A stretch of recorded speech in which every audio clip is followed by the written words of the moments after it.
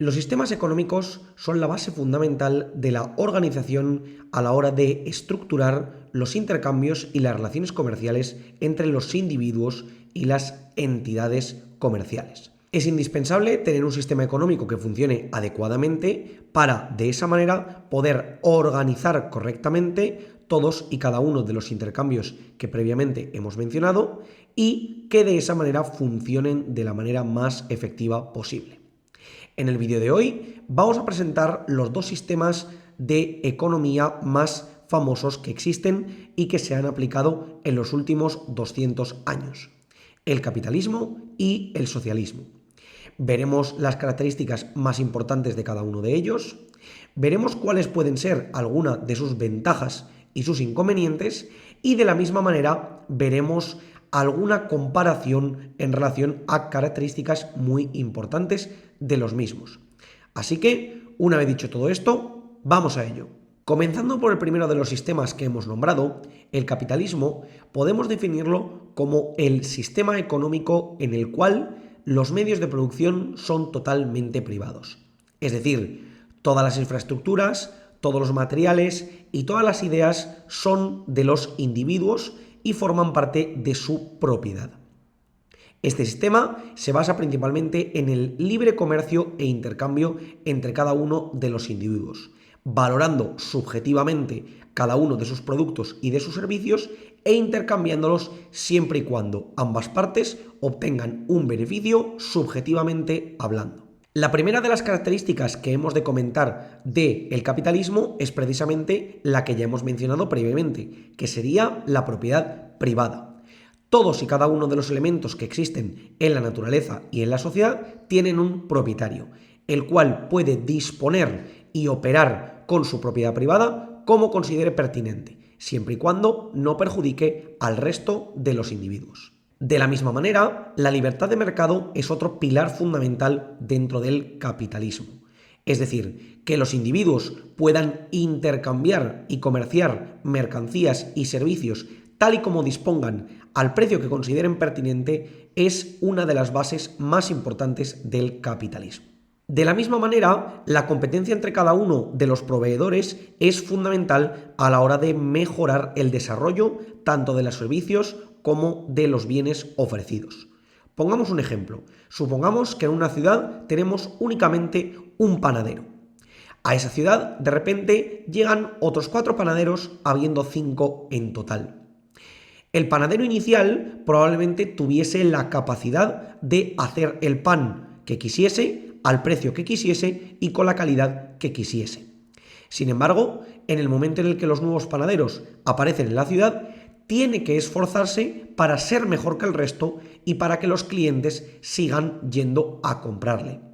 Si el resto de los panaderos son capaces de realizar un pan que es mejor que el suyo a un precio más asequible, la mayoría de los clientes dejarán de ir a ese panadero primigenio del que acabamos de hablar y por lo tanto se trasladarán al resto de panaderos, de tal modo que la calidad del producto habrá aumentado, el precio del producto habrá disminuido y la competencia habrá hecho que todo esto haya sido posible.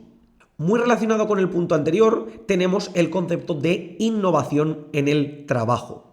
Es decir, la plusvalía o el beneficio que pueden obtener todos los empresarios y trabajadores está directamente relacionada con la capacidad de obtención de beneficio que tienen los mismos. Es decir, el principal motor para que una persona se mueva en el capitalismo es la obtención de su beneficio personal, siempre y cuando pase a través de satisfacer alguna de las necesidades que la sociedad tiene.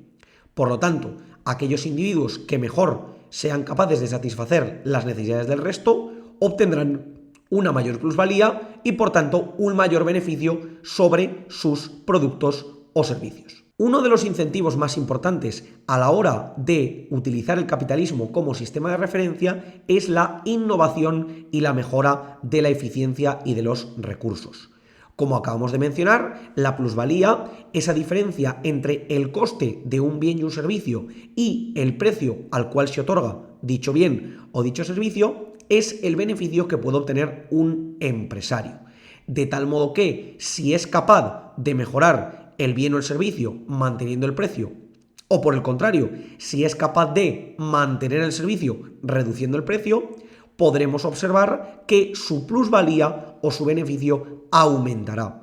Por lo tanto, obtendrá mayor beneficio. Este es el motor económico principal del capitalismo. En la parte filosófica, pero no menos importante, debemos de tener en cuenta la libertad individual de cada uno de los actores del capitalismo. Es decir, todos y cada uno de los individuos que interfieren en las actividades capitalistas tienen la posibilidad de llevar a cabo su proyecto de vida siempre y cuando no perjudiquen al resto. Es decir, si yo quiero ser un carnicero, puedo hacerlo perfectamente siempre y cuando eso no genere un problema para los demás. De la misma manera que todos aquellos que quieran ser médicos, abogados, funcionarios o cualquier otro tipo de labor que podamos tener dentro de un sistema capitalista. Sin embargo, podemos encontrar algunas desventajas dentro de este sistema, y la primera de ellas sería la desigualdad. Teniendo en cuenta todo lo que acabamos de comentar, hemos de ser conscientes que en el caso de que algunos individuos sean extremadamente hábiles para llevar a cabo una tarea que sea muy lucrativa, es decir, que produzca mucho beneficio, y por el contrario, otros individuos sean poco eficientes a la hora de llevar a cabo estas tareas, o tareas equivalentes que puedan producir un beneficio similar, se generarán unas brechas de desigualdad, de tal modo que en algunos casos podremos encontrar individuos con muchísima capacidad adquisitiva y por el contrario otros individuos con mucha menor capacidad adquisitiva. Por otra parte, hay que tener en cuenta el concepto que conocemos como explotación laboral o contratos de trabajo muy lucrativos. Si algún empresario considera que alguna persona tiene que realizar una cantidad muy amplia de horas de trabajo por un salario relativamente bajo, podríamos considerar subjetivamente que esa persona está siendo explotada. Es decir, que realiza mucho más trabajo del que corresponde a su sueldo.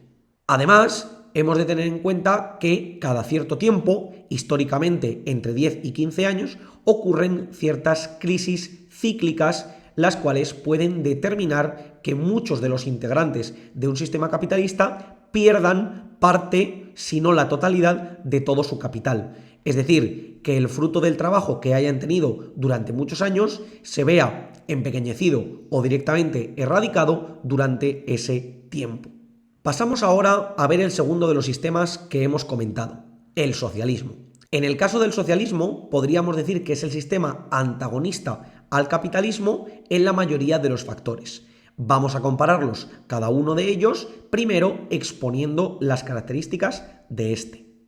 Hemos de tener en cuenta que la condición fundamental del socialismo es la propiedad pública o comunal. Es decir, todos los medios de producción, como podrían ser, por ejemplo, las infraestructuras, las tierras de labor o el propio trabajo de los individuos, se consideran mercancías que son directamente propiedad de un ente superior, de la comunidad compuesta por todos los individuos o directamente por el Estado, considerado como ese ente superior el cual se encarga de organizar desde arriba toda la economía. Precisamente en relación al Estado, hemos de tener en cuenta el papel tan importante del mismo a la hora de la intervención estatal. En lugar de ocurrir los intercambios de manera voluntaria entre los individuos, el Estado es el que se encargaría de poder llevar a cabo los intercambios entre cada una de las personas, considerando qué mercancías se han de producir, qué bienes se han de demandar y se han de ofertar y cuáles son los beneficios o las contras que tienen cada uno de estos bienes o servicios. De esta manera, uno de los pilares fundamentales del socialismo es encontrar la igualdad económica entre las personas. Considerando que el valor de cada una de las personas es equivalente independientemente de su aporte a la sociedad, el socialismo pretende determinar una sociedad en la cual todas y cada una de las personas tengan acceso de la misma manera a todos los bienes y servicios. Esta sería una de las principales virtudes. junto con la siguiente, que sería lo que conocemos como seguridad social. La seguridad social como el conjunto de bienes y servicios aportados por el Estado, los cuales los provee de manera gratuita, sin que, en este caso, los contribuyentes tengan que pagar directamente por ellos. Como por ejemplo, podrían ser algunos de los más famosos, como la educación, la sanidad, la justicia, la defensa, las carreteras, etc. De la misma manera, como hemos comentado previamente, la planificación centralizada es fundamental dentro de un régimen socialista. Necesitamos un órgano superior el cual coordine de manera adecuada todos y cada uno de los proyectos económicos que ocurren dentro de la sociedad, para que de esa manera los individuos tengan una guía a la cual adaptarse y llevar a cabo las labores que previamente ha propuesto el Estado y, consecuentemente, seguir el plan que éste ha determinado para todos los individuos. Hemos de tener en cuenta que este sistema tiene algunos defectos que podemos ver a simple vista. El primero de ellos es la falta de incentivos.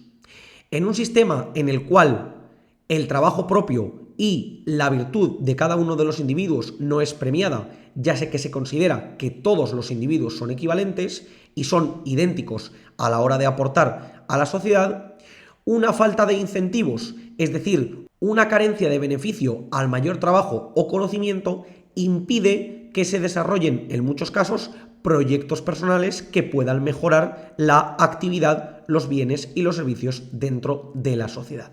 De la misma manera, al tener en cuenta que todo estaría directamente organizado por el Estado, el sistema burocrático se haría muchísimo más grande de lo que conocemos. Hemos de tener en cuenta que el Estado y la burocracia están directamente ligados y todos aquellos papeleos y todos aquellos trámites que hemos de considerar cuando queremos llevar a cabo una actividad en relación al Estado se ampliarían mucho más de lo que hoy existe. De manera similar a como hemos tratado previamente y desde el punto de vista del plano filosófico, en este sistema la libertad individual se ve suprimida por completo. Los individuos no pueden desempeñar aquellas labores que consideran pertinentes, sino que han de desempeñar las labores que el Estado considera adecuadas para cada una de las actividades en el momento y lugar donde se encuentren. De esa manera, la reducción de la libertad individual es muy acentuada, ya que, como hemos comentado previamente, todos los individuos han de ceñirse al plan estatal central que se ha considerado por el órgano superior, y de esa manera no pueden realizar sus proyectos de vida tal y como consideren pertinentes. Una vez vistas las características principales de cada uno de los dos sistemas, analizadas algunas de las ventajas y vistos algunos de los inconvenientes, vamos a repasar añadiendo algunos conceptos y comparando concretamente algunos temas entre el capitalismo y el socialismo. El primero y fundamental de ellos es la propiedad y el control de la misma. Tal y como hemos visto, en un sistema capitalista la propiedad es privada, de tal modo que hemos de tener en cuenta que los individuos son capaces de realizar con su propiedad todo aquello que consideren pertinente, ya sea ampliarla, venderla, modificarla, cuidarla o hacer lo que consideren propio.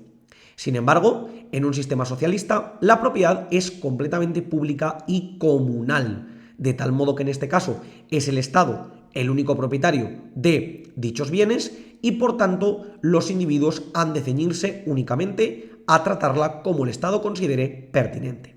El siguiente concepto es la libertad económica. En el caso del capitalismo, los individuos, como podríamos ver en la libertad económica e individual, los individuos son capaces de realizar aquellas labores y tareas que consideren pertinentes y que aporten algún beneficio a la sociedad, de tal manera que eso incentive a la mayor plusvalía o mayor beneficio a partir del cual podrán nutrir sus intereses. Por el contrario, en el socialismo no existe o se reduce significativamente la libertad individual y económica, ya que todos y cada uno de los individuos han de centrarse en el plan que el Estado haya considerado y por lo tanto seguirlo a rajatabla independientemente de sus intereses personales. El siguiente de los aspectos que hemos tratado es la desigualdad.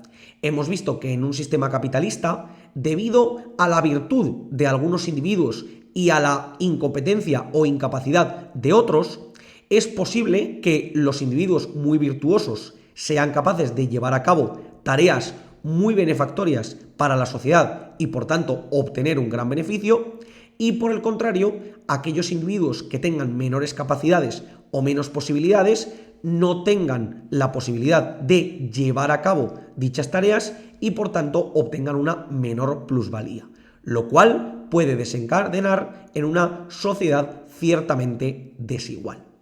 Por el contrario, en una sociedad socialista se fomenta que todos los individuos sean iguales ante el régimen económico al que nos enfrentamos, independientemente de sus capacidades de aportar para el resto de los individuos y para la sociedad en general.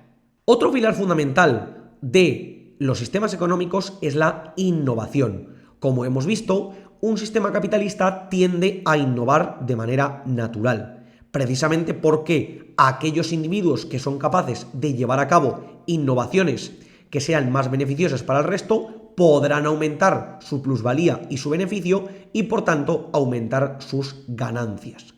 Sin embargo, en el caso de los sistemas socialistas, como hemos podido ver, la innovación de todos los bienes y servicios que existen se ve claramente capada, ya que no existe un incentivo particular a innovar. Es decir, como el beneficio particular de uno de los individuos de innovar se ve diluido entre todos y cada uno de los individuos del resto de la sociedad, ese individuo debería perder mucho tiempo y muchos recursos para que su beneficio particular se viese repartido entre el resto. Por lo tanto, la innovación se ve claramente negada.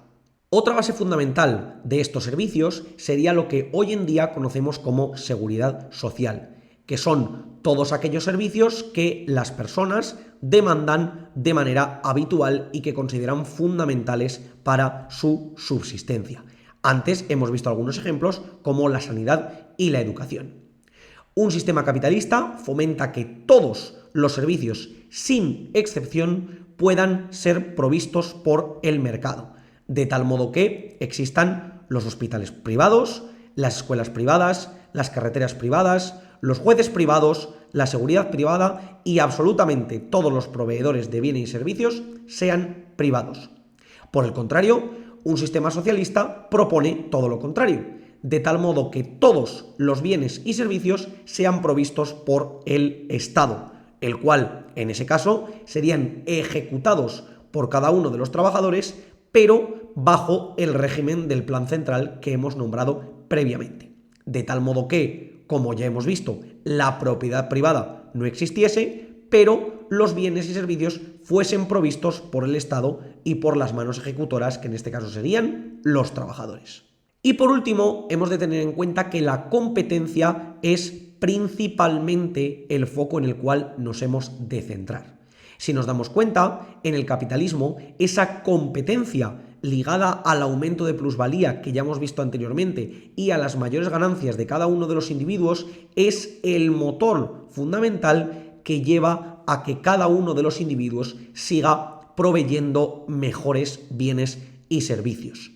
Por el contrario, en el socialismo esa competencia se ve claramente truncada, ya que, como hemos visto, no existirá un incentivo a acrecentar los beneficios de cada una de las personas, ya que como el beneficio común que se genere se repartirá entre todos y cada uno de los individuos, el coste personal de poder competir con el resto no tiene ningún beneficio realmente significativo, ya que todo este posible beneficio se diluiría entre el resto de integrantes. Como hemos podido ver a lo largo de este vídeo, el capitalismo y el socialismo son dos sistemas claramente diferentes. En el capitalismo reina la propiedad privada y la libertad individual de cada una de las personas, mientras que en el socialismo prima la propiedad pública y el conjunto del Estado, el cual organiza a todas las personas. Hemos visto algunas de las ventajas e inconvenientes más importantes de cada uno de los sistemas y hemos comparado, en este caso, tanto las virtudes como los defectos que previamente hemos nombrado de ambos sistemas. Sin embargo, hoy en día no existe prácticamente ninguna sociedad que se rija por estados totalmente capitalistas o socialistas. Y con estados en este caso no me refiero a ese ente superior del que hemos hablado antes, sino simplemente regímenes que sean totalmente capitalistas o totalmente socialistas. Es cierto que hay algunos casos en los cuales hay aspectos bastante cercanos, como por ejemplo podríamos ver en el caso del capitalismo en países como Liechtenstein y Suiza, y en el caso del socialismo como por ejemplo Venezuela o Corea del Norte. Sin embargo, todos y cada uno de estos sistemas tienen una parte de información del sistema opuesto. Y esto es lo que conocemos como un sistema mixto, en el cual generalmente existe una economía de mercado en el cual los integrantes pueden intercambiar bienes y servicios, pero siempre bajo la tutela del Estado con sus regulaciones. De esa manera se consigue que teóricamente podamos obtener los beneficios de un sistema sin obtener los perjuicios del otro y viceversa. De todos modos, veremos en los próximos vídeos que esto realmente no es así y veremos por qué los sistemas deberían funcionar de una manera diferente a la cual funcionan hoy en día. Ahora ha llegado vuestro momento. Es el momento en el cual debéis interactuar. Os pediría que por favor dejaseis todos los comentarios que se os puedan ocurrir respecto al vídeo. ¿Qué características de las que he comentado consideráis que no son correctas o están mal explicadas? ¿Cuáles de aquellas que no he explicado consideráis que son fundamentales y que habría que tratar con mayor incidencia? ¿Creéis que hay algún aspecto de los que hemos hablado que no es del todo correcto o que tiene mejor sinergia en un sistema que en otro? Es el momento para que lo dejéis todo en los comentarios. Seguiremos informando. Mientras tanto, salud y libertad individual.